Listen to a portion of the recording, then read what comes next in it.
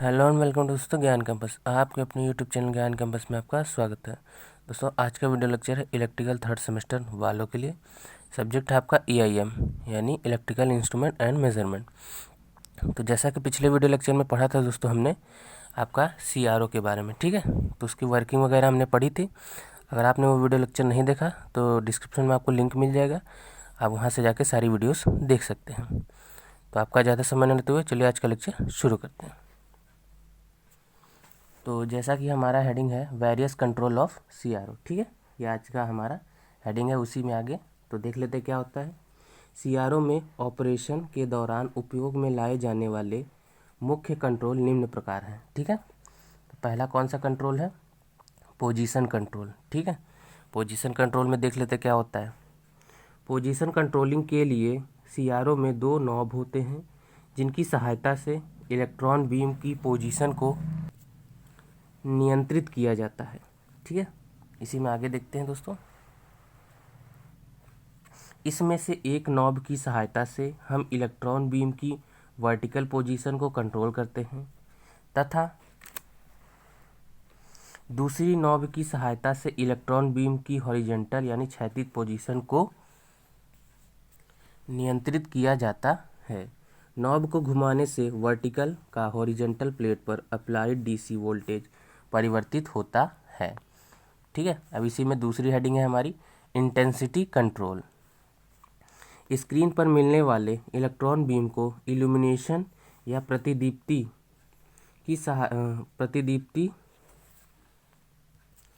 की तीव्रता बढ़ाने के लिए कैथोड ग्रिड पर अप्लाइड वोल्टता को परिवर्तित किया जाता है, ठीक है।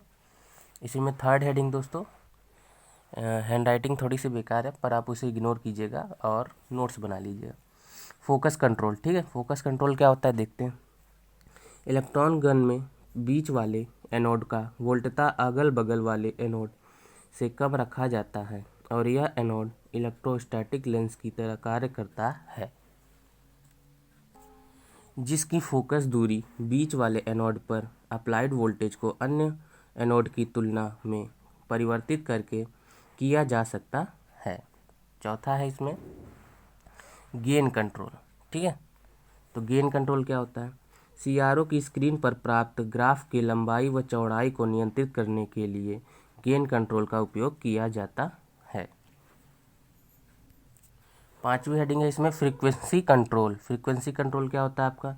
फ्रीक्वेंसी कंट्रोल के लिए CRO में एक नॉब होती है जो टाइम बेस्ड सर्किट, ठीक है, टाइम बेस्ड सर्किट को नियंत्रित करती है। इसके नियंत्रण के लिए 6 अवस्था वाला एक स्विच होता है जिसमें कुछ हर्ट्ज से मेगा हर्ट्ज तक की फ्रीक्वेंसी ब्लॉक होते हैं, ठीक है। तो नेक्स्ट हेडिंग है एप्लीकेशन ऑफ CRO, ठीक है। तो देख लेते हैं एप्लीकेशन क्या है। CRO के निम्नलिखित उपयोग हैं। पहला वोल्टेज मेजरमेंट में, ठीक है। CRO सदैव पीक टू पीक वोल्टेज मापता है। इसका उपयोग AC तथा DC दोनों के मापन के लिए किया जाता है। CRO की स्क्रीन पर ग्राफ के खानों यानी ब्लॉक की संख्या व कंट्रोलर के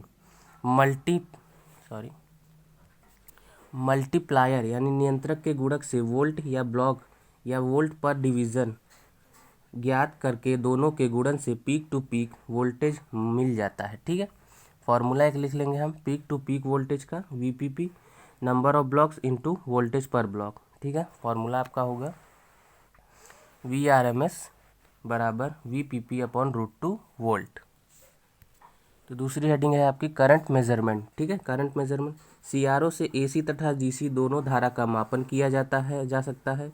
इसमें अज्ञात धारा को एक ज्ञात प्रतिरोध द्वारा प्रवाहित किया जाता है तथा प्रतिरोध में होने वाले वोल्टतापात CRO की सहायता से माप करके करंट को निम्नलिखित सूत्र से मापा जा सकता है, ठीक है। तो ये फॉर्मूला है आपका I बराबर V/R एम्पियर, ठीक है। नेक्स्ट हेडिंग है मेजरमेंट ऑफ फेज डिफरेंस, ठीक है, फेज डिफरेंस का मापन। तो देख लेते हैं CRO के द्वारा दो वोल्टेजों के बीच फेज डिफरेंस मापने के लिए पहले सिग्नल को CRO के वर्टिकल प्लेट तथा दूसरे समान आवृत्ति वाले समान आयाम वाले वोल्टेज सोर्स को क्षैतिज प्लेट पर जोड़ देते हैं, ठीक है। दोनों सिग्नल को जोड़ने पर CRO के सीआरओ की स्क्रीन पर अतिपरवलयाकार आकृति प्राप्त होती है। इस आकृति के द्वारा निम्नलिखित तरीके से फेज डिफरेंस ज्ञात किया जाता है।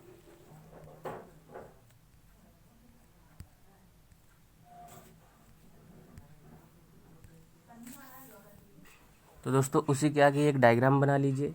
ठीक है, ये आपकी स्क्रीन है। ठीक है, ये एचपी यानी हाई आपका हो गया हाई वो voltage signal 2, voltage signal 1, vertical plate, horizontal plate, CRO. ठीक है, और ये आपका एक पैराबोलिक टाइप का बनेगा। ठीक है, ए और बी, और ये वाई एक्सिस, ये एक्स एक्सिस। ठीक है, इसमें लास्ट पॉइंट है मेजरमेंट ऑफ फ्रीक्वेंसी। तो सीआरओ द्वारा किसी अज्ञात सिग्नल की आवृत्ति मापने के लिए इस सिग्नल को वर्टिकल प्लेट पर अप्लाई किया जाता है तथा एक ज्ञात आवृत्ति के सिग्नल को क्षैतिज प्लेट पर अप्लाई किया जाता है। दोनों सिग्नल को अप्लाई करने पर सीआरओ की स्क्रीन पर कुछ विशेष प्रकार के शेप्स प्राप्त होती हैं जिन्हें लीजासरन चित्र या पैटर्न कहते हैं। ठीक है, इस आगे देखते हैं। इस पैटर्न की सहायता से इनके नंबर ऑफ लूप यानी पासों की संख्या ज्ञात करके अज्ञात फ्रीक्वेंसी की गणना की जा सकती है। ये कुछ डायग्राम्स है, आप इन्हें ड्रॉ कर लीजिए, स्क्रीनशॉट ले लीजिए। ठीक है, तो ये वाई एक्सिस हो गया, ये एक्स एक्सिस हो गया। ठीक है, ये वाई एक्सिस, ये एक्सिस, ये आपका परवलयाकार। ठीक है, एक सर्कल बनेगा। ठीक, तो एक फार्मूला भी इसमें आप लिख लीजिए। अननोन फ्रीक्वेंसी एफ वाई बराबर unknown frequency F N into number of vertical loops V L. ठीक है, अपॉन में रखेंगे number of horizontal loops.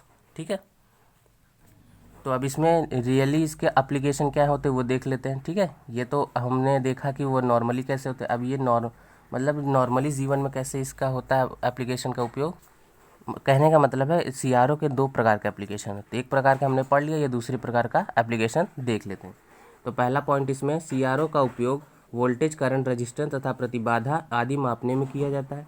CRO का उपयोग फेज एंगल, कालांतर और फेज डिफरेंस, फ्रीक्वेंसी आदि मापने के लिए किया जाता है। थर्ड पॉइंट है लास्ट, सीआरओ की सहायता से किसी अज्ञात प्रत्यावर्ती सिग्नल का वेव फॉर्म ज्ञात किया जा सकता है। तो दोस्तों इस प्रकार हमारा सीआरओ का टॉपिक आज फिनिश हुआ इस लेक्चर में, और बाकी नेक्स्ट लेक्चर में हम नया टॉपिक पढ़ेंगे। तो वीडियो अच्छी लगे तो लाइक कीजिएगा, चैनल पर नया है तो सब्सक्राइब करके बेल आइकन प्रेस कर लीजिए ताकि फ्यूचर में आने वाली ढेरों अपडेट्स आपको सबसे पहले मिल सके। तो मिलते हैं नेक्स्ट वीडियो में, तब तक के लिए जय हिंद, जय भारत। Thanks for watching.